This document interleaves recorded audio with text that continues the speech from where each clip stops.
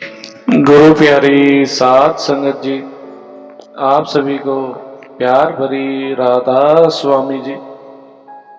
आज हम आपको जो साखी सुनाने जा रहे हैं वह गुरु के प्यार से भरी हुई है।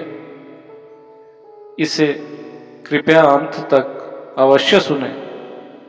जब बाबा जी स्टेज पर आते हैं, पर्दा खुलता है तो सबकी नजरें बाबा जी को देखने के लिए स्टेज पर पहुंच जाती हैं और हमारा मन खुश हो जाता है और आंखों से आंसू निकल आते हैं। यह है बाबा जी का प्यार जो हमारे अंदर से निकलता है और हमारे मुंह से शुक्र मालिका, शुक्र दात्या निकलता है। गुरु प्यारी सात संगत जी, आज हम आपको जो साखी सुनाने जा रहे हैं वह भी बहुत प्यारी बाबा जी के प्यार से भरी हुई साखी है। इसे कृपया ध्यान से पूरी सुने जी। एक राजा था, उसका एक बहुत बड़ा फलों का बगीचा था। उसमें तरह तरह के फल होते थे, आम, अनार, अमरूद, बेर, नारियल, केले। उस बगीचे की सारी देखरेख का जिम्मा राजा ने एक माली को दे रखा था। यह काम माली मन लगाकर करता था और अपने परिवार के साथ वहीं झोपड़ी बनाकर रहता था। बगीचे का पूरा ख्याल भी वही रखता था कि कोई और फल न तोड़ने आए। वह माली हर रोज बगीचे से ताजे फल तोड़कर राजा के राजमहल में लेकर जाता था। राजा कभी उन फलों को खाता था, कभी वहां बैठी प्रजा को बांट देता था। एक दिन माली ने देखा पेड़ों पर नारियल, अमरूद, बेर और अंगूर पककर तैयार हो रहे हैं। माली सोचने लगा, आज मैं राजा के पास कौन सा फल लेकर जाऊं। उसने सोचा, अंगूर बिल्कुल तैयार है, नारियल को तो 2 दिन बाद भी तोड़ लूंगा तो चल जाएगा, लेकिन अंगूर आज नहीं तोड़ा तो कल तक खराब हो जाएगा। फिर उसे लगा, राजा को अंगूर ही देने चाहिए क्योंकि वो पूरी तरह तैयार है। इसलिए उसने अंगूरों की टोकरी भर ली और राजा को देने चल पड़ा। माली जब राजमहल में पहुंचा तो देखा कि राजा किसी दूसरों के ख्याल में खोया हुआ है और नाराज भी लग रहा था। माली जैसे रोज फलों की टोकरी राजा के सामने रख देता था, उसने रोज की तरह मीठे रसीले अंगूरों की टोकरी भी राजा के सामने रख दी और खुद थोड़ी दूरी पर नीचे बैठ गया। अब राजा ख्यालों ख्यालों में टोकरी में से अंगूर उठाता और अंगूर मुंह में डालता, खाता और खींचकर माली के माथे पर निशाना साधकर फेंक देता था। राजा का फेंका हुआ अंगूर जब भी माली के माथे या शरीर पर लगता, माली कहता था, मालिक बड़ा दयालु है, माली का शुक्र। राजा यह सुनकर फिर और जोर से अंगूर फेंकता था।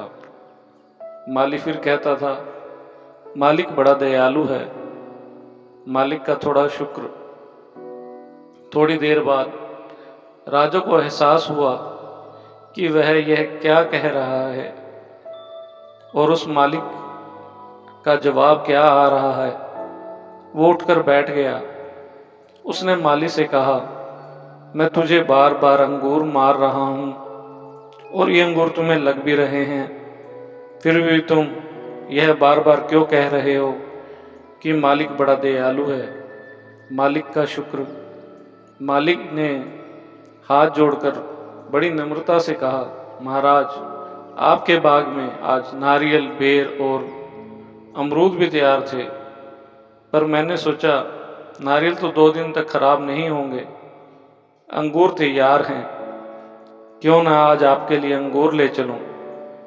लाने को मैं अमरूद और बेर भी ला सकता था, पर मैं अंगूर लाया। यदि अंगूर की जगह नारियल, बेर या बड़े बड़े अमरूद रखे होते तो आज मेरा क्या हाल होता। इसलिए मैं कह रहा हूं कि मालिक बड़ा दयालु है, मालिक का शुक्र। इस कहानी से हमें यह शिक्षा मिलती है कि मालिक हमारी कई मुसीबतों को बहुत हल्का करके हमें उबार लेते हैं, जिन मुसीबतों का हमें पता ही नहीं चलता। ये तो हम ही हैं नाशुक्रे, जो शुक्र न करते हुए दूसरों को ही गुनहगार ठहरा देते हैं। हमारे कर्म कितने गहरे हैं यह हम नहीं जानते। कई ऐसे छोटे छोटे कर्म भी होते हैं जिनके लिए भुगतान के लिए हम दोबारा इस संसार में आना पड़ता है, पर सतगुरु नहीं चाहते कि हम इन छोटे छोटे कर्मों की वजह से यहाँ आए। इसलिए इस सतगुरु की हमने सेवा करवा कर हमारे इन कर्मों का भुगतान करवा कर हिसाब देते हैं। जैसे कचरे के ढेर पड़ा हो तो उसमें कई तरह की चीज़ें पड़ी रहती हैं, अच्छी भी खराब भी, पर उसे कचरा ही कहते हैं। जब कबाड़ी आता है उसमें से छांट कर अलग अलग करके दोनों की कीमत वसूल करता है। हमारे भी संचित कर्मों का ऐसा ही पहाड़ बना हुआ है जिसमें शुभ अशुभ दोनों ही कर्म है। जब हम डेरे में सेवा करते हैं, मान लो हमने रोड बनाने की सेवा की, सत्संग प्रोग्राम के समय कितनी संगत उस पर चलती है। उनमें कई रूहें ऐसी भी होती हैं जिनके हम कर्जदार होते हैं। बाबा जी हमसे यह सब सेवा करवा कर सब कर्ज खत्म कर देते हैं। यह हम नहीं जानते, पर मालिक को सब पता होता है। न सिर्फ रोड की सेवा बल्कि डेरे की हर सेवा में प्याऊ, लंगर, कैंटीन, सिक्योरिटी, कार पार्किंग, सफाई, scooter parking, cycle stand, toilet, park, pandal, transport, traffic, book stall, पाठी आदि हर तरह की सेवा जो भी होती है, सब में यह नियम लागू होता है। यही नहीं, कोई भी सेवादार जब घर से सेवा पर जाता है उसके घर वालों को भी उस सेवा का फायदा होता है, क्योंकि उस सेवादार की जिम्मेदारियां जो भी उसके घर वालों ने ली हैं तो उसकी सेवा का फल उन्हें भी जरूर मिलता है। जब आपको पता चल जाए कि सेवा के बदले बाबा जी क्या देते हैं, सेवा का क्या लाभ होता है, तो आप सब कुछ छोड़कर सेवा में लग जाओगे और डेरे से कभी वापस नहीं आओगे। इसी के साथ आपसे इजाजत चाहते हैं। मिलते हैं फिर एक नई साखी में। राधा स्वामी जी।